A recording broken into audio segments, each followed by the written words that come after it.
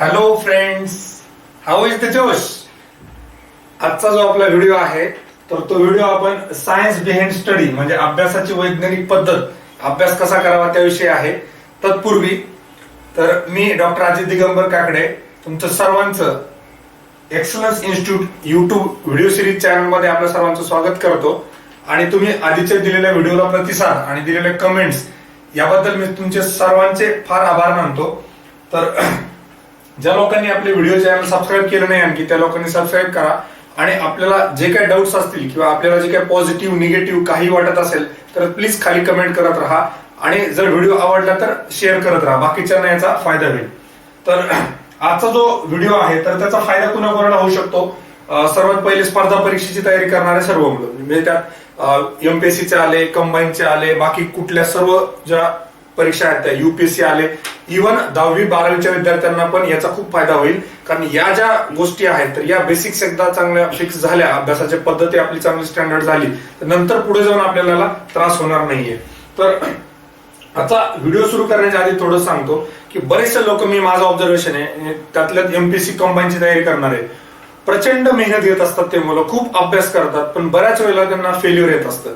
याच्या पाठीमागे जर आपण थोडंसं अनालाइज करून बघितलं तर बऱ्याच वेळेला काय होतं की अभ्यास करण्याची पद्धत त्यांना सायंटिफिक माहित नसते. ते कंटिन्युअसली रिडिंग मध्ये बसतात, म्हणजे 12-12, 14-14 तास अभ्यास करणारे मुलं मी स्वतः बघितले एमपीएससी कंबाईनचा. म्हणजे एवढा जर अभ्यास एखाद्याने युपीएससीला केला तर युपीएससी पण अगदी सहजपणे पास होऊ शकतो. फक्त काय की थोडंसं काय सायंटिफिक वे असतो किंवा कसं केलं पाहिजे, किती वेळ केला पाहिजे, या गोष्टी आपल्याला माहित नसतात. नुसतं वाचन करणे म्हणजे अभ्यास करणे नाही. वाचन हा अभ्यासातला फक्त एक पार्ट आहे, जिथून अभ्यास सुरू होतो, ती पहिली पायरी आहे. त्याला अभ्यास आपण म्हणत नाही. एखाद्या गोष्टी जेव्हा आपण म्हणतो की मी अभ्यास केला तेव्हा फक्त वाचून काढलं म्हणजे अभ्यास होत नाही. बरेचशी मुलं याच पद्धतीने अभ्यास करतात, ते फक्त वाचत असतात, नुसतं वाचत जातात आणि मग फेल्युअर त्यांच्या नशिबात राहतं प्रत्येक वेळेला. तर त्यासाठी मला असं वाटतं की हार्डवर्क सोबत आपल्याला काहीतरी स्मार्ट वेनं अभ्यास केला पाहिजे, म्हणजे कमीत कमी वेळामध्ये जास्तीत जास्त आउटपुट कसं निघालं पाहिजे. आणि ह्या सायकोलॉजीच्या किंवा वेल नोन किंवा त्याला आपण वेल इस्टॅब्लिश्ड मेथड्स आहेत अभ्यासाच्या म्हणा, रिव्हिजनच्या म्हणा, नोट्स काढण्याच्या सगळ्या पद्धतींच्या. तर थोडंसं स्मार्ट वेनं आपण अभ्यास केला पाहिजे. हार्डवर्क तर पाहिजेच, हार्डवर्क नो डाऊट सगळ्यांनी करायलाच पाहिजे, त्याला काही डाऊट नाहीये. पण त्याचसोबत थोडंसं आपण स्मार्ट वेनं त्याला स्मार्ट दिलं, स्मार्टनेस, तर ते आणखी आपल्याला फायद्याचं होऊ शकतो. आणि दुसरी एक महत्वाची गोष्ट मला अशी वाटते की बऱ्याच वेळेला काय होतं, मुलं घाईघाईत कम्प्लीट करण्यामध्ये जस्ट वाचून काढतात आणि पुढे जातात की चला माझं आज लक्ष्मण संपलं, आज माझं कोळंबी सरांचं इकॉनॉमी संपलं. ही घाई नको करायला. तुम्ही जी काय गोष्ट करता किंवा जो काय कुठला अभ्यास करता त्यात तुम्ही तुमचं 100% दिलं पाहिजे. म्हणजे वाचताना ते पूर्ण तुमचं कॉन्शियसली तुम्ही सगळ्या गोष्टी त्यात केल्या पाहिजे आणि तरच ते पुढे गेलं पाहिजे. घाईघाईत वाचून काही होणार नाही, ते कन्फ्युजन होणार आणि परीक्षेमध्ये उलट एक मार्क चुकून निगेटिव्ह मध्ये जाणार, जो आपला बरोबर येणार तो पण कमी होणार. ठीक आहे, तर आजचे जे मेन टॉपिक्स आहेत दोन, त्यामध्ये हाऊ टू स्टडी म्हणजे अभ्यास कसा करावा वैज्ञानिक पद्धतीने, आणि दुसरा आहे हाऊ टू रिवाइज, रिव्हिजन कशी करावी. बऱ्याच लोकांना हा प्रश्न असतो की रिवाइज कशी करायचं, काय करायचं. तर त्या सुरुवातीला आपण हाऊ टू स्टडी करत असताना सुरुवातीला मला असं सांगा वाटतं की कुठल्याही एक्झामचा म्हणा किंवा कशाचाही अभ्यास करत असताना पहिली ही गोष्ट डोक्यात असली पाहिजे, आपण कशासाठी हा अभ्यास करतोय. म्हणजे कुठल्या परीक्षेसाठी, 10वी साठी करतोय, 12वी साठी करतोय, एमपीएससीची परीक्षा, युपीएससीची, हे का महत्वाचं ठरतं. जर तुम्ही एमपीएससीचा अभ्यास करत असाल, एमपीएससी मेन्सचा अभ्यास करत असाल आणि युपीएससी मेन्सचा अभ्यास करत असाल तर या दोन फार वेगळ्या गोष्टी आहेत. सिंपल कारण आहे, एमपीएससी मेन्स मध्ये ऑब्जेक्टिव्ह आहे, तुम्हाला मल्टिपल चॉईस असणार आहे तिथं. पण युपीएससी मेन्स मध्ये तुम्हाला स्वतः लिहायचंय, म्हणजे ते तुम्हाला रिप्रोड्यूस करायचंय, परत ते आठवून सगळ्या गोष्टी लिहायच्या आहेत, विचार करून लिहायच्या. त्यामुळे या दोघांसाठी सारखी पद्धत असणार नाही. त्यामुळे सुरुवातीला हे बघा की आपण कुठल्या परीक्षेची तयारी करत असतो. त्यासाठी सर्वात महत्वाची गोष्ट असते जी नेहमी मी सांगतो, पहिली गोष्ट syllabus. It should be always below the pillow, म्हणजे कधी पण आपल्या जवळ ठेवला पाहिजे. आणि दुसरी गोष्ट असते आयोगाने आतापर्यंत विचारलेले मागचे प्रश्न, म्हणजे प्रिव्हियस इयर क्वेश्चन पेपर्स. कारण या दोनच गोष्टी अशा आहेत ज्या ऑथेंटिक आहेत, ज्या आयोगाने आलेल्या आहेत. बाकी सगळ्या गोष्टी काय मनाचे श्लोक, म्हणजे मी काय सांगतो किंवा बाकी लोक काय सांगतायत, तर या गोष्टी त्यात तेवढी ऑथेंटिसिटी नाही जेवढे आयोगाने दिलेला सिलेबस असतो आणि मागचे क्वेश्चन असतात.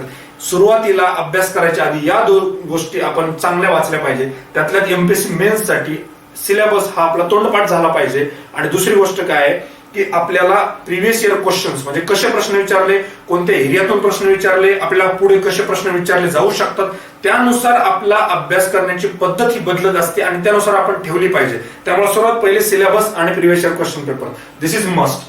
सेकंड आहे सोर्सेस, की सोर्सेस मध्ये काय की नेमका अभ्यास कोणत्या पुस्तकातून करायचा, बुकलिस्ट काय बाबा आपली, बुकलिस्ट कुठली असली पाहिजे.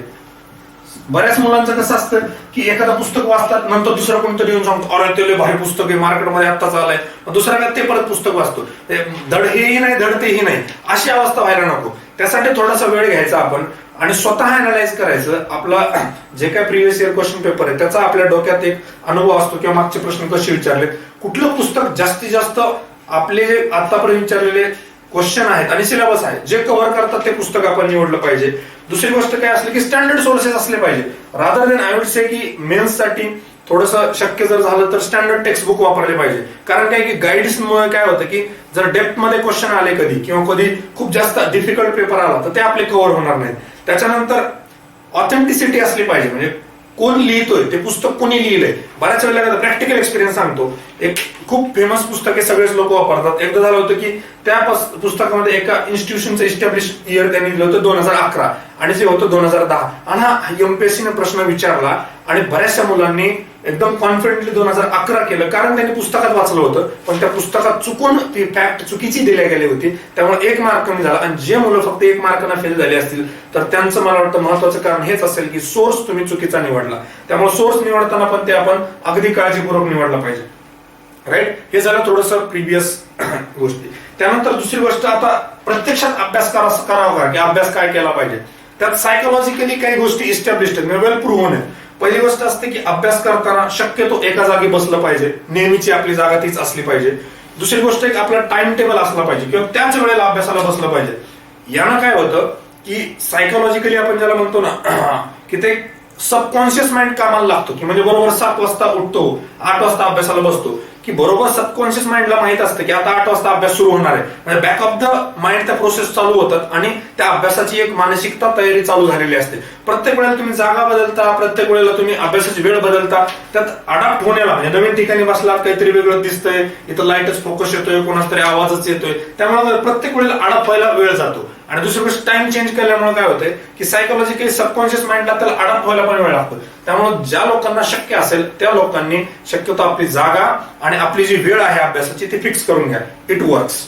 दुसरी गोष्ट आहे की अभ्यासाला बसताना काय की ज्या लोकांना ज्या पोस्चर मध्ये कम्फर्ट वाटतं, मला वाटतं त्यांनी तसं बसावं. बऱ्याच वेळेला काय होतं की खुर्चीचा आवाजच होतो, डिस्टर्बन्स, कोणीतरी रिडिंग मध्ये बाजूला बसले, येणाऱ्या जणांचे धक्के चाललेले असतात, मध्येच वाजता वाजता डिस्टर्ब होऊन जातो, अशा गोष्टी व्हायला नको. किंवा घरात बसलोय, कोणीतरी बाजूला आवाज येतोय, असं नको व्हायला. एक थोडंसं आपली जी जागा आहे ती व्यवस्थित सेव्ह करून घ्या. त्याच्यानंतर दुसरी गोष्ट काय आहे की अवॉइड म्युझिक. वाचताना म्युझिक नकोय, म्हणजे बऱ्याच वेळेला असं की काही लोक करतात, ज्यांना होत असेल त्यांनी करावं, पण मॅक्झिमम वेळेस काय की म्युझिक ऐकत ऐकत अभ्यास करणं ही फार चुकीची पद्धत आहे. त्यातल्यात तरी जीएस साठी एक वेळ तुम्ही क्वेश्चन सोडू शकता, म्हणजे ऍप्टिट्यूडची प्रॅक्टिस करू शकता, याच्यासाठी ती नकोय. दुसरी गोष्ट कॉन्सन्ट्रेशन पाहिजे, डिस्टर्बन्स नकोय, अननेसेसरी डिस्टर्बन्स. मध्येच कोणीतरी येतंय, बोलतंय, चल चहाला, हे वाचलं का, हा व्हिडिओ बघितला का, हे केलं का, असं काही डिस्टर्बन्स नकोय. ऍटलिस्ट आपण जे काही पुढे सायकल सांगणार त्या सायकल मध्ये तरी. दुसरी गोष्ट काय, ज्या लोकांना वारंवार त्रास होतो, ज्यांच्या रिडिंग खूप रस्त्याच्या जवळ आहेत, जे लोक अशा ठिकाणी राहतात तिथे सारखा आवाज येतो, त्यांनी इयर प्लग वापरू शकता. इयर प्लग सगळ्यांना माहिती आहे, इयर प्लग आपण कानामध्ये टाकले की आपल्याला काही बाजूच्यांचं काय चाललंय काही संबंध राहत नाही. दुसरी गोष्ट काय, सर्वात महत्वाची आजकालची, की मोबाईल जर जवळ असेल तर मोबाईल एकतर ऑफलाईन ठेवला पाहिजे किंवा त्याला सायलेंट करून ठेवला पाहिजे. जोपर्यंत आपल्याला आवश्यकता नाहीये तोपर्यंत आपण मोबाईलकडे गेलो नाही पाहिजे. मोबाईलमुळे आपल्याला डिस्टर्बन्स व्हायला नको. राईट. त्याच्यानंतर आता सर्वात महत्वाची जी अभ्यासाची पद्धत आहे किंवा त्याला आपण म्हणतो पोमोडोरो टेक्निक, त्याला म्हणतात पोमोडोरो सेशन टेक्निक. ही फार अतिशय महत्वाची टेक्निक आहे. काय होतं युजली की बऱ्याचशा मुलांना सवय असते, एकदा अभ्यासाला बसले की 2-2, 3-3 तास ते खूप अभ्यास करतात, कंटिन्युअसली अभ्यास करतात. पण काय होते की सडनली मग आपली एनर्जी लेवल खूप डाऊन होते, एफिशियन्सी फार कमी होते. 2-3 तासानंतर परत आपलं लक्ष लागत नाही किंवा नुसतं पुढचं पाठ मागचं सपाट व्हायला लागतं, आपल्याला काही कळत नाही. त्यासाठी ही पोमोडोरो टेक्निक आहे. या टेक्निकमध्ये सिंपल, काही अवघड नाही. ह्या टेक्निकमध्ये काय सांगितलं त्यांनी की तुम्ही सायकल्स मध्ये अभ्यास केला पाहिजे. सायकल म्हणजे ब्रेक्स केले पाहिजे अभ्यासाचे. फॉर एक्झाम्पल त्यांनी काय सांगितलं की कंटिन्युअसली फक्त 25 मिनिटच अभ्यास केला पाहिजे. कंटिन्यू फक्त 25 मिनिट अभ्यास केला पाहिजे आणि या 25 मिनिटानंतर 5 मिनिटाचा ब्रेक घेतला पाहिजे. 5 मिनिटाचा एक ब्रेक घेतला पाहिजे. हा झाला एक सेशन. हा होतो तुमचा 1 पोमोडोरो सेशन. त्याला पोमोडोरो सेशन म्हणतात. हा 1 सेशन झाला 25 मिनिटाचा. पण युजली काय होते, बऱ्याचशा लोकांना ही गोष्ट पटत नाही, सर 25 मिनिटाला कुठे ब्रेक घ्यावा आम्ही. पण तुम्ही एक आणखी गोष्ट करू शकता की 55 मिनिटांचा एक सेशन ठेवू शकता आणि फॉलोड बाय 10 मिनिट ब्रेक. 55/10 हा एक चांगला सेशन तयार होऊ शकतो आपला, की 55 मिनिटं म्हणजे कंटिन्युअसली, मोबाईल नाही काही नाही. 55 मिनिटं एकदा आपण अभ्यासाला बसलो की 55 मिनिटं जे काय वाचायचं ते वाचलं. 55 मिनिटानंतर आपण 10 मिनिटाचा ब्रेक घेणार आहोत. या ब्रेक मध्ये परत काय की युट्यूबवर व्हिडिओ बघत बसणे अशा गोष्टी करू नका. मला वाटतं की कुठल्या गोष्टींचा जास्त फायदा होऊ शकतो 10 मिनिटांमध्ये, तुम्ही शांत डोळे बंद करून जरी बसले किंवा तुम्ही शांत एखादं म्युझिक ऐकलं कुठलं तरी मेडिटेशनचं वगैरे, किंवा 10 मिनिटं एखादं योगासनातलं मेडिटेशनचं आसन वगैरे काहीतरी केलं, that will increase the memory. तुम्ही जे काय 55 मिनिटात वाचलंय ते तुम्हाला आठवायला किंवा ते लक्षात ठेवायला खूप जास्त फायदा होऊ शकतो. राईट. त्यामुळे हे सर्वात महत्वाचं आहे पोमोडोरो सेशन 25/5/50/10. 55 मिनिटं आणि 10 मिनिटाचा ब्रेक हे कंप्लीट. असे तुम्ही 4 ते 5 सायकल मॉर्निंग सेशन मध्ये, 4 ते 5 सायकल इव्हिनिंग सेशन मध्ये, एखादा नाईट सेशन मध्ये असे करू शकता. म्हणजे तुम्ही पोमोडोरो सेशन मध्ये बघायचं माझा अभ्यास किती झाला, आज माझे 10 सेशन झाले, माझा 12 सेशन झाले. म्हणजे काय की मी 12 वेळेस 55 मिनिटं कंटिन्यू अभ्यास केला आणि 10 मिनिटाचा ब्रेक घेतला. अभ्यास करताना इथून पुढे कोणी पण ते सांगितलं पाहिजे आणि कमेंट मध्ये पण आला पाहिजे, सर मी 5 तास अभ्यास केला असं कोणी सांगायचं नाही. सर माझे 5 सेशन झाले. उद्या कमेंट आली पाहिजे की सर माझे 12 सेशन झाले, मला त्याचा फायदा झाला नाही झाला. ज्यांना जे वाटतं त्यांनी ते कमेंट करा, जे एक्सपिरियन्स झालाय तो. दुसरी गोष्ट, प्रत्येकाने ही गोष्ट फॉलो केली पाहिजे असं काही गरजेचं नाही. ज्यांचा आतापर्यंत अभ्यास होते, ज्यांना मार्क पडले त्यांनी करायची काही आवश्यकता नाही. पण ज्या लोकांना कंटिन्युअसली अभ्यास होत नाही त्या लोकांसाठी दिस इज द बेस्ट मेथड. दुसरी गोष्ट आहे की अभ्यास करताना काय काळजी घेतली पाहिजे, ही फार महत्वाची गोष्ट आहे. बघा, अभ्यास करताना काय की एखादं पुस्तक कोणीतरी आपल्याला रेफर करायला सांगतं की हे पुस्तक हे फार छान आहे, हे या परीक्षेसाठी तो वाचो. फॉर एक्झाम्पल सध्या एक ट्रेंड चाललाय एमपीएससी मेन्स मध्ये, सगळ्यांना ज्यांचा चांगला स्कोर आला एकदम उत्साहामध्ये कोणीतरी सांगितलं पॉलिटीचं गव्हर्नन्स वाचा. पॉलिटीचं गव्हर्नन्स एवढं मोठं पुस्तक आहे, सगळेजण काय करतात first page to last page governance वाचून काढतात. ही अभ्यासाची पद्धत नाही. बघा, पहिली गोष्ट काय की सिलेबस आपल्याला माहिती आहे. दुसरी गोष्ट प्रिव्हियस इयरचे क्वेश्चन माहिती आहे. आपण त्यातून सिलेक्ट करायचं की कुठले कुठले टॉपिक्स आपल्या परीक्षेसाठी महत्वाचे. त्या टॉपिक मध्ये पण कुठले कुठले सब टॉपिक्स जे आहेत त्याच्यावर प्रश्न विचारलेत किंवा जे महत्वाचे आहेत तेवढे, तर हे पण आपण काळजी घेतली पाहिजे. प्रत्येक गोष्ट वाचत गेलो नाही पाहिजे. त्यामुळे काय होते की अननेसेसरी मेमरीवर खूप लोड वाढतो. म्हणजे मेमरीची एक लिमिटेशन असते, कॅपॅसिटी, काही गोष्टी आठवणीत ठेवण्याच्या किंवा त्याला आपण म्हणतो मेमरीमध्ये ठेवण्याच्या. तुम्ही अननेसेसरी जर मेमरी वाढवायला लागले तर महत्वाच्या गोष्टी ठेवायला मेमरीमध्ये जागा उरणार नाही. त्यामुळं अशाच गोष्टी वाचायच्या परीक्षेसाठी महत्वाच्या आहेत. दुसरी गोष्ट काय आहे की प्रत्येक वेळेला अभ्यास करताना कुठल्या परीक्षेचा आपण अभ्यास करतो हे फार काळजीपूर्वक आपण बघितलं पाहिजे. म्हणजे एखादा मुलगा जेव्हा ग्रोअर अँड ग्रोअर वाचत असतो त्याची युपीएससीची मेन्सला ऑप्शनल असतो आणि एखादा असतो की त्याला एमपीएससी मेन्सची तयारी करायची असते, त्यांना किती वेळ दिला पाहिजे, कसा अभ्यास केला पाहिजे, all depends on which exam you are appearing for. कुठल्या परीक्षेचा आपण अभ्यास करतो ही फार महत्वाची गोष्ट आहे. त्यानंतर दुसरी गोष्ट असते, अभ्यास करताना बरेचसे लोक सरळ वाचतात, फक्त वाचत राहतात, अंडरलाईन केले पुढे गेले. मला असं वाटतं की ज्यांना खूप जास्त फायदा होऊ शकतो, आपण एखादी कन्सेप्ट वाचायची, ती कन्सेप्ट वाचल्यानंतर एक मनामध्ये 5 ते 5-7 मिनिटांमध्ये किंवा मग 2-3 मिनिटांमध्ये डोळे बंद करून फक्त आपण आठवायचा प्रयत्न करायचा की कन्सेप्ट काय ऍक्च्युअली मध्ये, त्याच्यामध्ये त्यांनी काय सांगितलंय हे आपण समजून घेणं, ज्याला म्हणतो ना आपण चिंतन, मनन, श्रवण, हा जो प्रकार आहे हा खूप जास्त फायद्याचा आहे. नुसतं तुम्ही वाचत राहा, तुम्हाला वाचत गेल्यानंतर असं वाटेल की 1 महिन्यानंतर पुस्तक उघडले की हे वाचलं का नाही असं होतं. त्यासाठी काय की जी आपण कन्सेप्ट असतो किंवा जी गोष्ट वाचतो त्याचं आपण थोडं चिंतन मनन करणं फार गरजेचं आहे. त्याच्यानंतर दुसरी गोष्ट काय की अभ्यास करताना एखादा टॉपिक जेव्हा वाचतो आपण विसरतं का, कारण आपण त्याला लिंक करत नाही. फॉर एक्झाम्पल एखादा आपण टॉपिक वाचतोय, फॉर एक्झाम्पल जिओग्राफी मधला एखादा छोटासा टॉपिक आहे किंवा प्लेट टेक्टोनिक थिअरी बद्दल ते बोलतात. आता प्लेट टेक्टोनिक थिअरी वाचतोय आणि सायमल्टेनियसली आपल्याला लक्षात येतं की आता कुठेतरी हा अर्थक्वेकशी रिलेटेड आहे, मग आपण त्याला लिंक केलं पाहिजे. मग आता अर्थक्वेक कोयनामध्ये झालेला याच्याशी रिलेटेड आहे का, नाही, हा तो वेगळ्या प्रकारचा होता. मग आता जपानमध्ये जो झाला तो यामुळे झाला का, नाही, हे असं लिंकिंग केलं पाहिजे. आपला जो सिलेबस आहे किंवा सब्जेक्ट आहे वेगवेगळ्या विषयांशी म्हणा, वेगवेगळ्या टॉपिकशी त्याला लिंक केलं पाहिजे. लिंक केलं तर जास्त आठवतं. त्याच्यानंतर दुसरी गोष्ट काय की जास्तीत जास्त समजून घेण्याचा प्रयत्न करा. बऱ्याच वेळेला काय होतं की आपण समजूनच घेत नाही, जस्ट वाचून घेतो आणि पुढे जातो. ती कन्सेप्ट जर असेल तर ती समजून घ्या, क्लिअर करा आणि मगच पुढे जा. आणि दुसरी गोष्ट सर्वात महत्वाची जी आहे, जी कंबाईनला किंवा एमपीएससी मेन्सला लागते, खूप सारा फॅक्च्युअल डाटा असतो. आपल्याला फॅक्च्युअल गोष्टी फार परीक्षेमध्ये विचारतात. आपण फोर्सफुली त्या गोष्टी पाठ करायच्या मागे लागतो. आणि ट्रस्ट मी, आपण जर फोर्सफुली एखादी गोष्ट पाठ करायला गेलो तर ती काही शॉर्ट टर्म मेमरीमध्ये उपयोगात पडू शकते, पण आपला जो ह्यूज सिलेबस आहे, एवढा मोठा सिलेबस आणि एवढ्या मोठ्या फॅक्ट्स आहेत, परीक्षेमध्ये जर तुम्ही फोर्सफुली पाठ करून एखादी गोष्ट गेले तर that will lead to the confusion. त्यांना कन्फ्युजनच होणार आहे. त्यासाठी काय करायचं की मी तुम्हाला सांगतो, रिव्हिजन मध्ये किंवा मेमरी कशी वाढवायची त्या टेक्निक मध्ये आपण बघूया त्याविषयी, की फोर्सफुली पाठ करायची गरज पडली नाही पाहिजे. त्यासाठी एक सिंपल सांगतो, रिव्हिजन. जास्तीत जास्त वेळा ती गोष्ट वाचा, फोर्सफुली पाठ करायच्या मागे लागू नका. त्याच्यानंतर दुसरी गोष्ट आहे, आता दुसरा टॉपिक जो आपला आहे, हाऊ टू रिवाइज. रिव्हिजन कशी करायची, आपल्याला रिवाइज कसं करायचं. त्यात बघा, रिव्हिजन करताना सर्वात पहिली गोष्ट असते, रिव्हिजन इज नॉट री रिडिंग. बरेच लोक काय करतात, रिव्हिजन म्हणजे काय की परत पहिल्यापासून सगळं वाचत बसतात. That is not revision, that is री रिडिंग. बेसिक कन्सेप्ट क्लिअर करून घ्या. रिव्हिजन ही प्रत्येक गोष्टीची करायची नसते. कुठल्या गोष्टीची करायची असते, ज्या आपल्या परीक्षेसाठी महत्वाच्या आहेत. फॉर एक्झाम्पल, एका पेजवर तुम्हाला समजा 100 शब्द आहेत, 100 शब्दातले साधारणतः 33 शब्दच असे असतात जे फार महत्वाचे असतात, जे परीक्षेसाठी. आपण पुढच्या वेळेला जे 10 मिनिटात वाचलं ते पुढे 3 मिनिटात आपलं वाचून झालं पाहिजे. That is revision. म्हणजे ते 33 वर्ड जे आपण हायलाइट केलेत, अंडरलाईन केलेत, मार्क केलेत, बॉक्स केलाय, व्हॉट एव्हर जे काही केले त्याची फक्त आपण रिव्हिजन केली पाहिजे. दुसरी गोष्ट काय आहे, आणखी एखादी फॉर एक्झाम्पल कन्सेप्ट आहे, आपण वाचतोय, तर कन्सेप्ट मार्जिन मध्ये त्यातले फक्त इम्पॉर्टंट वर्ड्स लिहिले पाहिजे.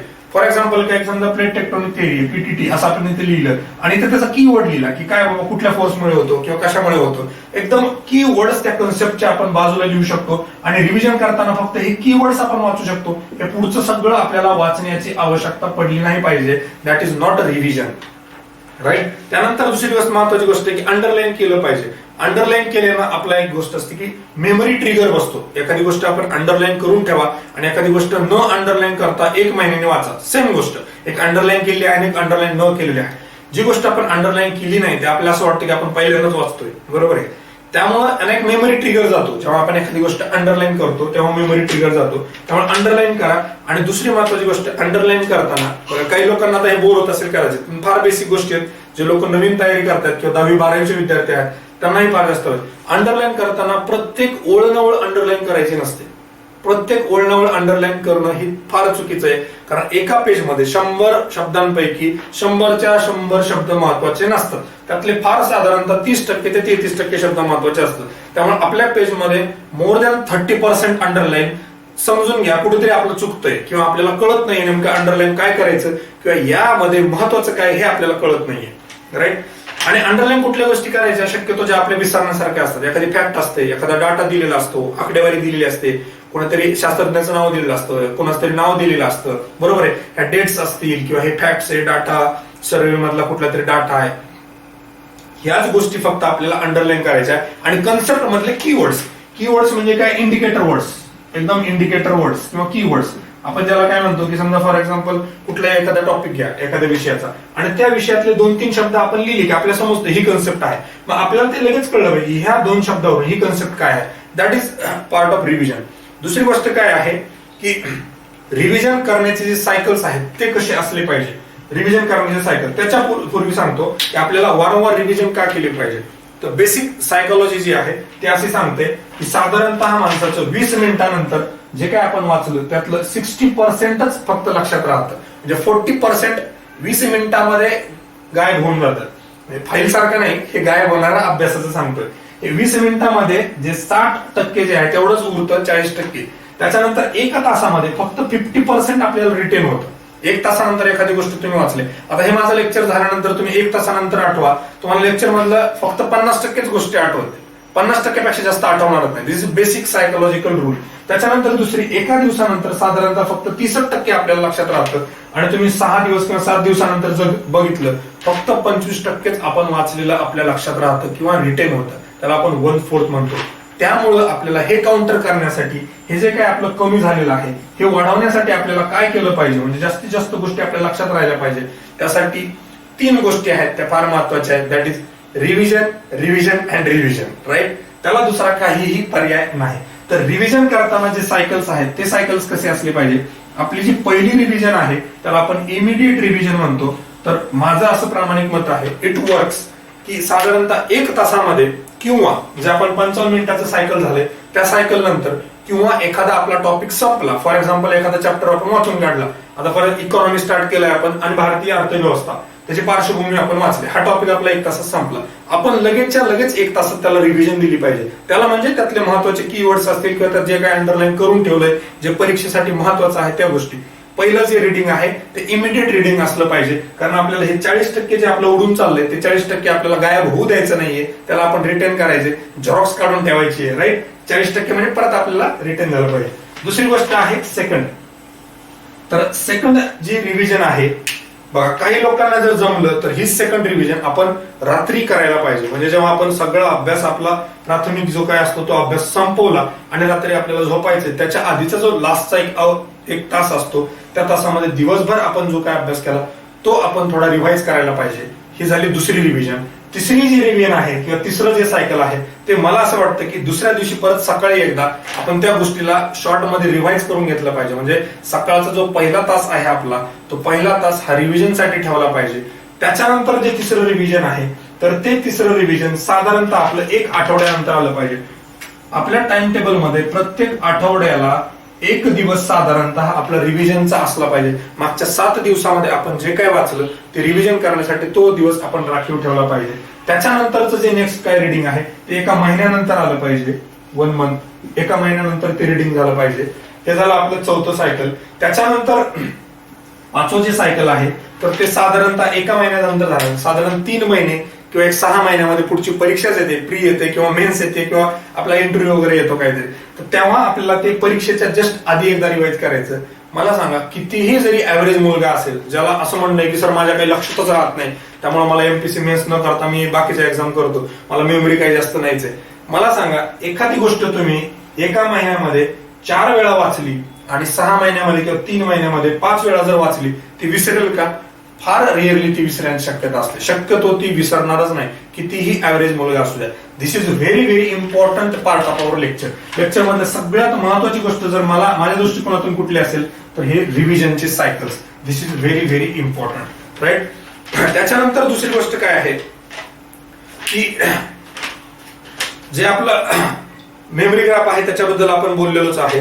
दुसरी गोष्ट इम्पॉर्टंट ज्या गोष्टी असतात जसं आधी सांगितलं मी, त्यात फॅक्च्युअल पार्ट जो असतो तो आपण शक्यतो सकाळी सकाळी वाचला पाहिजे. टाइम टेबल आपण बनवणार आहे किंवा आपण जे डेली शेड्यूल बनवणार आहे त्याच्यावर नंतर येतोच मी. त्यातल्यात तरी पण एक गोष्ट सांगतो की डिफिकल्ट पार्ट जो असतो ना, डिफिकल्ट किंवा अवघड किंवा कन्फ्युजन, तो आपण सकाळी सकाळी घेतला पाहिजे. म्हणजे मॉर्निंग सेशन एकदम फ्रेश माइंड असतो आणि ती गोष्ट एखाद्या कधी समजली नाही आधी तुम्हाला आणि तुम्ही ती परत जर घेतली ना तर कदाचित काय होतं की ती लवकर समजते आपल्याला.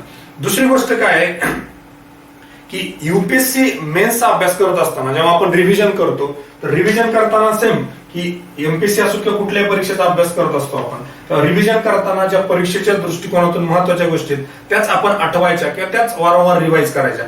युपीएससी मेन्सचा अभ्यास करत असताना एक गोष्ट करायची की 8 दिवसानंतरची जी रिव्हिजन असते तेव्हा आपण पुस्तक बंद करून आठवण्याचा प्रयत्न करायचा की या कन्सेप्ट मध्ये काय दिलेलं आहे, याच्यामध्ये काय काय पॉइंट्स आहेत.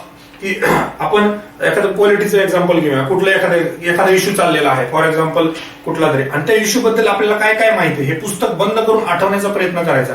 आणि ज्या गोष्टी आपल्याला आठवल्या नाहीत त्याचीच आपण फक्त रिव्हिजन केली पाहिजे आणि पुढच्या वेळेला ते लक्षात ठेवलं पाहिजे की आपण हे विसरलो होतो आता हे आपल्याला आठवायचं, राईट. तर हे आपलं जे फर्स्ट होतं हाऊ टू स्टडी आणि हाऊ टू रिवाइज. मला वाटतं आता आपण इथे थांबूया. Thank you very much.